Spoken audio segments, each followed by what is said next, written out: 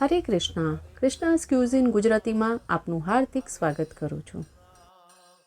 Breakfast એટલે સવારનો નાસ્તો, જેમાં મોટાભાગના લોકો નાનાથી લઈને મોટા સુધી ઇડલી ખાવાનું પસંદ કરતા હોય છે. તો આજે આપણે જે ઇડલી બનાવવા જઈ રહ્યા છીએ તેમાં આપણે બિલકુલ પણ ઈનો કે સોડાનો ઉપયોગ કર્યા વિના બનાવીશું અને તે એકદમ પોચી મુલાયમ બને છે.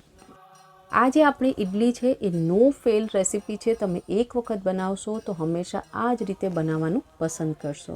તો ચાલો બનાવવાનું શરૂ કરીએ. અહીંયા તમે કોઈ પણ કપનો ઉપયોગ કરી શકો છો. અહીંયા મેં ગ્લાસનો ઉપયોગ કર્યો છે, તો 3 કપ જેટલો ઇડલી રવા આપણે લઈ લઈશું.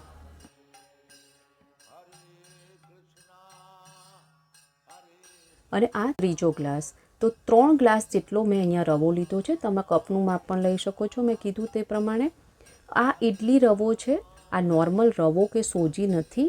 અને આ જો ત્યાં પ્રોવિઝન સ્ટોરમાં મળી જતો હોય છે, ના મળે તો મેં ડિસ્ક્રિપ્શન બોક્સમાં તેની લિંક આપી છે, તમે ઓર્ડર કરી શકો છો. જે ગ્લાસનું માપ લીધું હતું તે જ ગ્લાસથી અહીંયા 1 કપ જેટલી એટલે કે 1 ગ્લાસ જેટલી અડદની દાળ લીધી છે. તેમાં 1 ગ્લાસ જેટલા પૌવા લઈ લઈએ.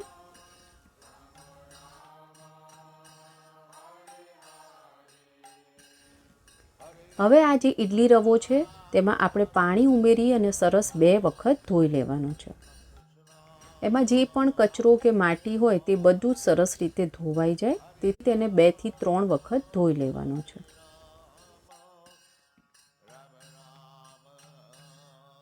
ધોવાઈ ગયું છે. હવે તેમાં જરૂરિયાત મુજબ પાણી ઉમેરી અને તેને સાઈડમાં રાખી દઈએ.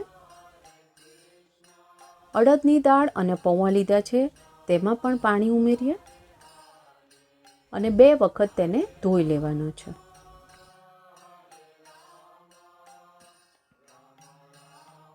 ધોવાઈ જાય એટલે જરૂરિયાત મુજબ પાણી ઉમેરી દેવાનું છે. 5 થી 6 કલાક માટે પલાળી રાખવાનું છે. ઢાંકણ ઢાંકી દઈએ. અહીંયા 5 થી 6 કલાક થઈ ગઈ છે ને તમે જોઈ શકો છો કે ઇડલી રવા અને દાળ બધું સરસ રીતે પલળી ગયું છે. હવે આપણે અહીંયા જે અડદની દાળ અને પૌવા છે તેને આ રીતે મિક્સી જારમાં લઈ લેવાના છે. પાણી નથી ઉમેરવાનું અત્યારે. જો તમને જરૂર લાગે તો તમે થોડુંક જ પાણીનો ઉપયોગ કરી શકો છો, બહુ પાણી ઉમેરવાનું નથી. તેની સ્મૂથ પેસ્ટ બનાવી લઈએ. અહીંયા મેં વાટી લીધું છે, તમે જોઈ શકો છો કે ખૂબ જ સરસ એક સ્મૂથ ખીરું તૈયાર થયું છે.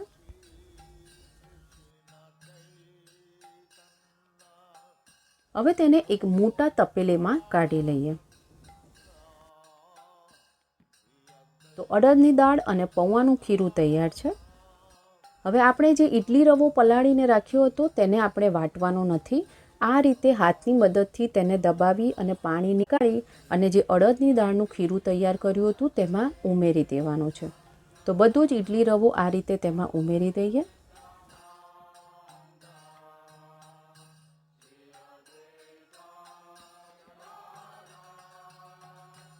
ઇડલી રવો તેમાં ઉમેરી દીધો છે. હવે બધું જ સરસ રીતે હાથની મદદથી જ આપણે મિક્સ કરવાનું છે, કારણ કે આમાં જે આપણે આથો લાવવાનો છે તો હાથથી મિક્સ કરીશું તો એની ગરમીથી જે આથો આવવાની પ્રોસેસ છે એ ખૂબ જ ઝડપથી બનશે અને ખૂબ સરસ આથો આવશે. હવે ખીરું બિલકુલ તૈયાર છે. તેને ઢાંકણ ઢાંકી અને 8 થી 10 કલાક માટે એક ગરમ સ્થાન ઉપર તેને રાખી દેવાનું છે. અહીંયા 10 કલાક જેવો સમય થઈ ગયો છે. ચાલો ચેક કરી લઈએ. અહીંયા તમે જોઈ શકો છો કે આથો કેટલો સરસ રીતે આવી ગયો છે. એકદમ ફૂલી અને એકદમ સ્મૂથ ખીરું તૈયાર થઈ ગયું છે.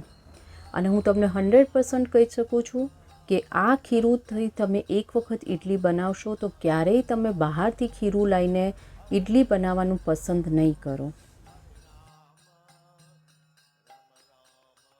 હવે આ ખીરામાં સ્વાદ મુજબ મીઠું ઉમેરી દઈએ. મિક્સ કરી લઈએ. તમને જરૂર હોય તેટલું ખીરું વાપરી અને બાકીનું ખીરું તમે રેફ્રિજરેટરમાં 5 થી 6 દિવસ માટે સ્ટોર કરી શકો છો. હવે ઇડલીના મોલ્ડને આપણે તેલથી ગ્રીસ કરી લઈએ. આ રીતે ખીરું તેમાં ભરી લેવાનું છે.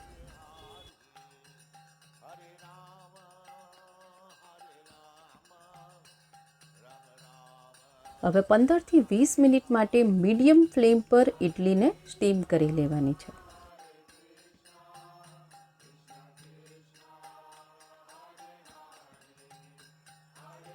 અહીંયા 15 થી 20 મિનિટ જેવો સમય થઈ ગયો છે. ઇડલી બિલકુલ તૈયાર છે. સ્ટવ બંધ કરીને નીચે ઉતારી લઈએ. ઇડલીના સ્ટેન્ડને 2 મિનિટ માટે રેસ્ટ આપી અને પછી જ ઇડલીને નીકાળવાની છે. તો તેનો શેપ જે છે એ જળવાઈ રહેશે. તમે જોઈ શકો છો ઇડલી કેટલી સોફ્ટ બની છે. ગરમા ગરમ ઇડલીને સર્વ કરીએ.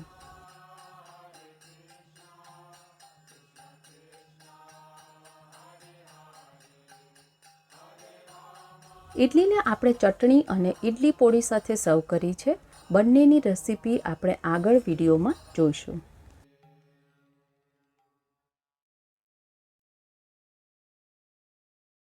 તુલસી પત્ર પધરાવી અને ઠાકોરજીને ભોગ અર્પણ કરીએ. ઠાકોરજીને ભોગ લગાવી દીધેલ છે. હવે તમે જોઈ શકો છો કે ઇડલી કેટલી સોફ્ટ અને એકદમ મોઇસ્ટ બની છે. તેને તમે લાંબા સમય સુધી પણ રાખશો તો તે બિલકુલ પણ કડક નહીં રહે. આ રીતે નરમ જ રહેશે. જો તમને આ બધી જ પ્રસાદની રેસિપીઝ ઇંગ્લિશ અથવા હિન્દીમાં જોવા માંગતા હોય તો બંને ચેનલની લિંક ડિસ્ક્રિપ્શન બોક્સમાં આપેલ છે. આવો સાથે મળીને જપીએ હરે કૃષ્ણ કૃષ્ણ કૃષ્ણ હરે હરે, હરે રામ રામ રામ હરે હરે.